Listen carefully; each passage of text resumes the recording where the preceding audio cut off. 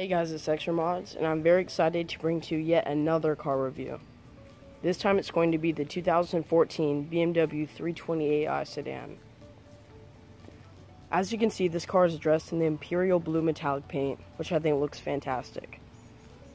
Also, this car is equipped with the luxury line package. Pretty much, the luxury line is BMW's vision of making a more sophisticated, elegant, and classy looking car. Some of the few distinguishing elements of the luxury line include the interior chrome and exterior chrome accenting. Looking at the front, we have the dual classic BMW kidney grille with 11 bars on each side, all chrome plated to give to the more sophisticated look. Coupled with chrome accenting on the lower air intakes, as you can see there, and then between the grille here and on this side, all add to the presence of the car. Now, coming around to the side, there's two distinguishing elements that make you know it's a luxury line. First, we have the 17-inch multi-spoke alloy wheels, which also come in an 18-inch option. And then we have the exterior door trim, which is chrome-plated as well, all adding to the elegance of the car. Now, coming around to the back, there's also an element that makes you know it's a luxury line. First off, we have this bar that adds to making the car more wider, the appearance of making the car more wider. And then we have the high gloss exhaust pipes, which are kind of dirty right now, but yeah. As you can see, very nice body style. Starting in 2012, the new 3 Series is very good looking. I really like how it looks, and it drives fantastic. So now, let's get out the key fob. As you can see, this also has chrome accenting along the edge. And considering this has smart key access, all you have to do is have the key fob inside of your pocket, put your hand here, unlock the car. Alright, so getting into the interior, the luxury line also makes its presence here. First, we have the chrome accenting along the interior of the car. As you can see here, it makes it look a lot nicer. Along with chrome accenting along the radio controls, all adding to sophistication and high quality materials. As you can see here, we have the instrument cluster, classic BMW. On the right, we have the tachometer, and then on the left, the speedometer, along with a fuel level gauge on the left and engine temperature on the right. Now, one thing I really like about this car is, given it has the technology package, which you can tell by the widescreen navigation display, you can actually scroll through radio stations through this. So as you can see, I put my hand here, move it up and down, and it gives me the option to move through radio stations. This also works when you connect your phone through Bluetooth, which I love because it doesn't distract you. You don't have to pick up your phone to choose what song. You can do that all through the steering wheel. Also, you have the options to call people through your steering wheel, and we have cruise control on the left. And this is a leather wrapped steering wheel, of course. Now, looking on the left, we have the obvious high quality materials on BMW. This is all soft touch materials, including down here, which on the 2 Series in fact is plastic, but here you're gonna find mostly soft touch materials. Alright, here as you can see, we have the headlight controls. We have automatic, off, daytime running, and high beams, along with the instrument cluster. You could dim it or make it brighter depending on how you like it. And then on the left we have the fog lights. Here we have another air vent, along with air vents here, basic stuff. And now let's get on to the iDrive. So as I said before, this has the technology package, and it gives you the wider screen and navigation. I've always found the navigation on BMWs to be very nice, and the images and graphics are very sharp, and the directions are, for the most part, really good. Okay, and then onto the radio, simple stuff here.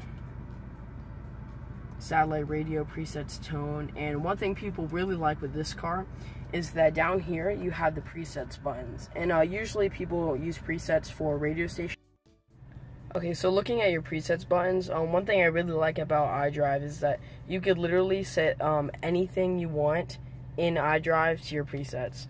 So usually, you know, people use it for radio stations, but on here you could assign it to addresses, people in your phone book, even settings within the car. So for example, we have tone here.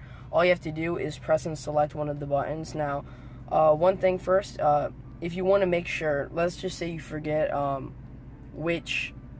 what keys are assigned with what, you just put your hand, you just touch it, you don't press it down, and it will say not assigned up there. So one's not assigned, and if I do a long press, we just stored tones. So now, if I'm anywhere in iDrive, let's just say I'm in navigation, and I need to adjust a radio tone, I just go to 1, click it, and boom, I'm there. And that's really great. It's like a bunch of shortcuts, and there's 8 of those.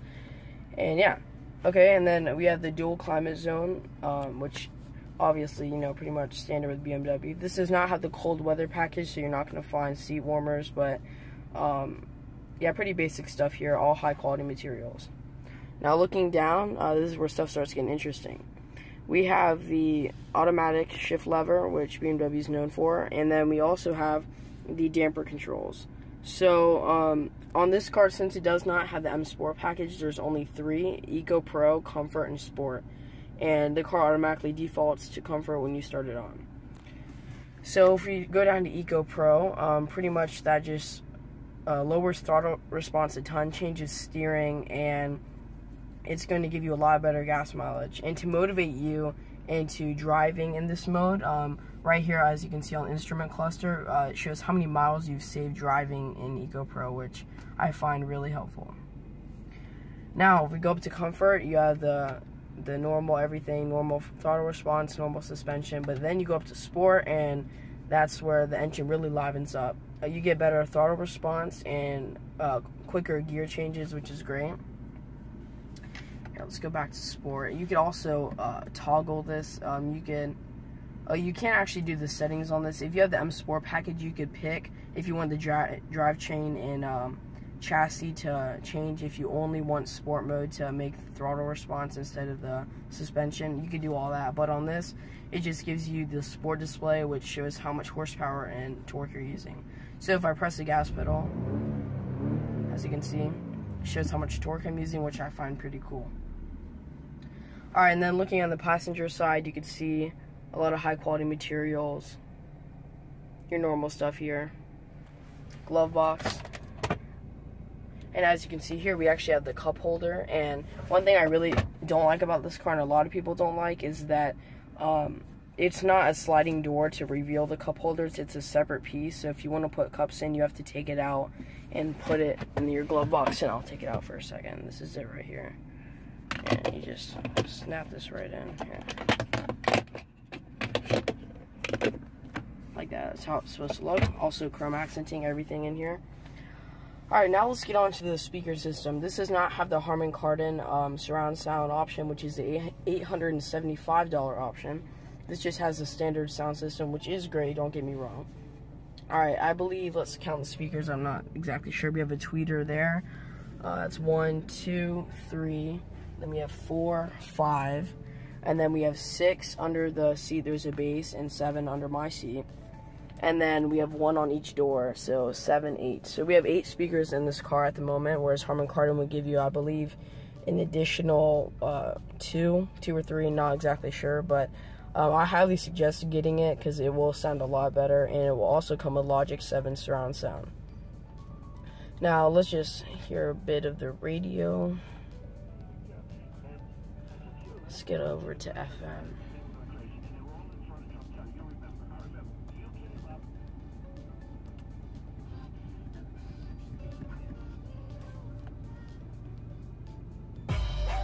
Damn, who knew? All the planes we flew, good things we've been through.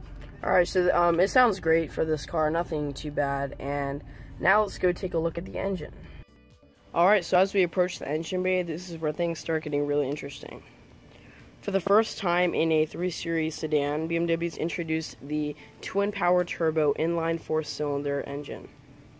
This engine was created to give more performance, believe it or not, and fuel consumption. You get 28 miles per gallon combined, 36 on the highway, and I believe 23 or 24 in the city.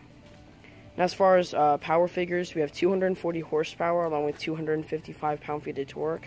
Yet, I wouldn't be surprised if it had more power, considering BMW underrates its engine, as everyone knows. Yeah, so that's about it for this review as far as exterior and interior, but now I'm going to cut to a few videos of me driving around, and yeah.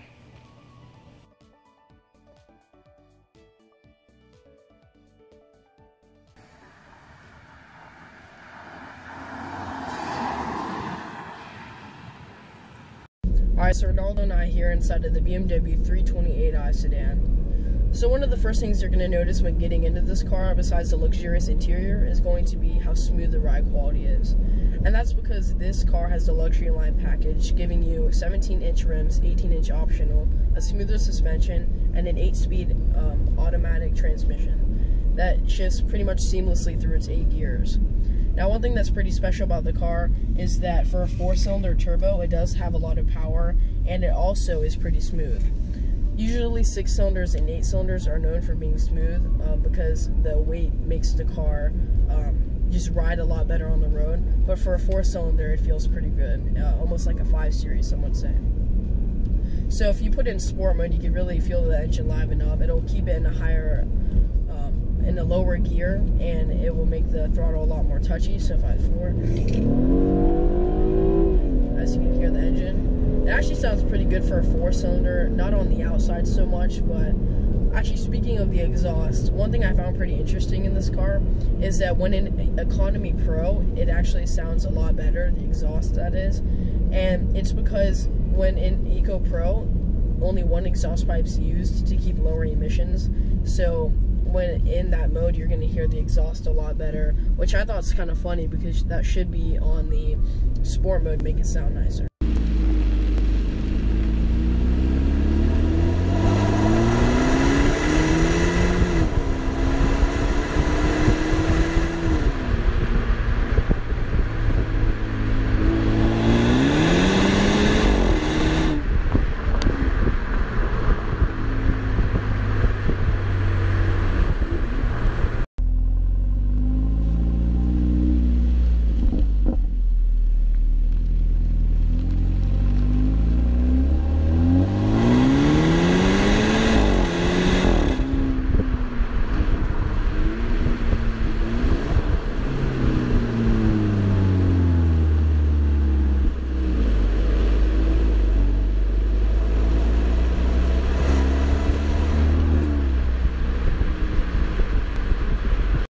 Like I said, it gets good fuel economy, smooth ride quality. This car is pretty much just an all-around good car, has good room in the back, and yeah, so thank you guys so much for watching this video, and if you want to hear more about other BMWs, then just let me know in the comment section below. Give it a thumbs up, and see you guys next time.